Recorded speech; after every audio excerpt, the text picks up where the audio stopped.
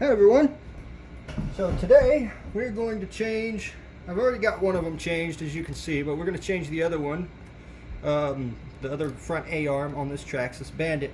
Some of the people, a lot of people who are just now coming into the hobby look for a cheap, easily affordable thing, and the Traxxas brushed Bandit is one of those choices.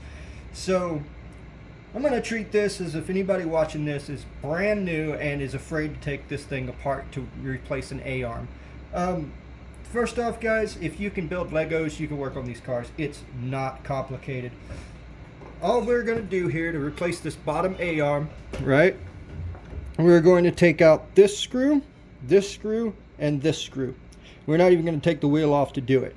Now I am, of course, running the rear wheels on the front and running rustler wheels on the back of mine. Your wheels will look like this, which means they will clear these screws down here even better. So we're not even going to take the front wheel off to do it. And because it's so easy, I'm going to do something that I'd never do, which is use power tools. Now, the only reason I'm using this is because it's got a really light clutch on it, and I don't have to worry about messing stuff up. You can still do this with hand tools. I would recommend hand tools over power tools, because with these things you're not as connected. You don't know really what's too much and what's not enough. So this is how easy this is. I have removed the front bumper here. It's just two little screws in the bottom. These guys just makes it easier to get to these hinge pin bolts. So put it in reverse.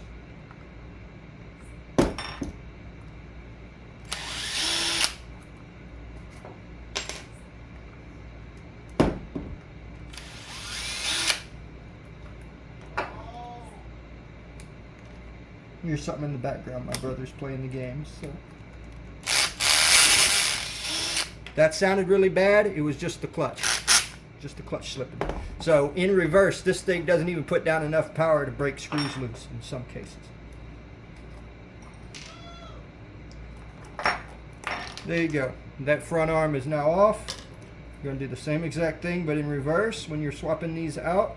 Sometimes there are left and right, on the Bandit, because they're swept back. If you look at it, see how it sweeps back? That's how that's supposed to go. You don't install it like that. I don't know if it would hurt anything other than extending wheelbase.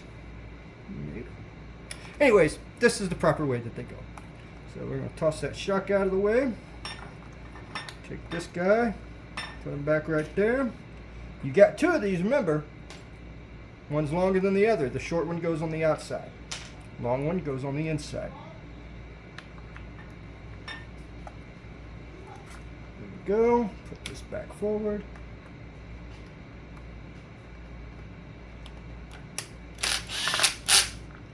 There's that. Put that shock on last so it's not in our way. Put that there. Got the front one. Let's make sure this one's nice lined up so that it goes through. Where are you? There it is.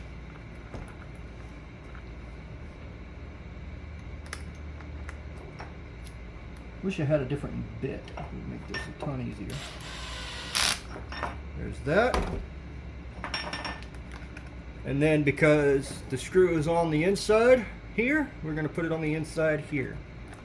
This is where things get tough, but a lot of times you just kind of got to hold your tongue right and make sure that this screw goes through how it's supposed to. The reason this gets tough is because the ball end of these shocks like to move in and out of this arm, and you can't see the ball end through the hole that your screw is in, so you just kind of got to eyeball it, hold it in place, and make sure it goes where it's supposed to. I've been doing this for, I turned 30 last May night, and so I've been doing this since I was 5, 6. Good and stable. There we go. Now our front bumper.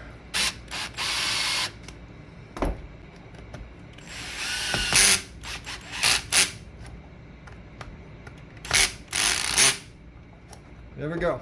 Front A-arm change. Guys, working on these trucks is not that hard, certainly when it comes to, well, I guess guys or girls. There's a couple of girls I know that are in this hobby. Not that I know personally, but they're all over the place, you know. So anyways, guys, girls, whatever. This is not that hard. If you can put together a Lego, you can put together one of these things. The toughest part of messing with these is the transmission and the electronics. I mean, that's really where precision and you really have to pay attention to what you're doing comes into play. Especially with electronics, you know, you could run the wrong battery or have a setting that you don't set right. And transmissions, everything, like you've got little oil seals that have to be put in the right spot. But it literally is just Lego. It's the same thing. It's just a screw here, a screw there, take a part off, put the new one on, and things like that. There's a couple of do's and don'ts, of course, you know, but that gets into the complicated stuff again. Like there's, you know, you think you just fill a shock full of oil. Well, you got to get the bubbles out and things like that. So, you know, there's a couple of things that are complicated with them, but for the most part, everything on these is so easy, you can do it at home. So, thanks for watching. I'll see you guys next time. Let's see, let me find my RPM front A-arms. Here we go. Front A-arms. These A-arms are part 80492. So if you can see that. There you go. Real simple changeover, no big deal. And it's not just the Bandit that's like this. There are literally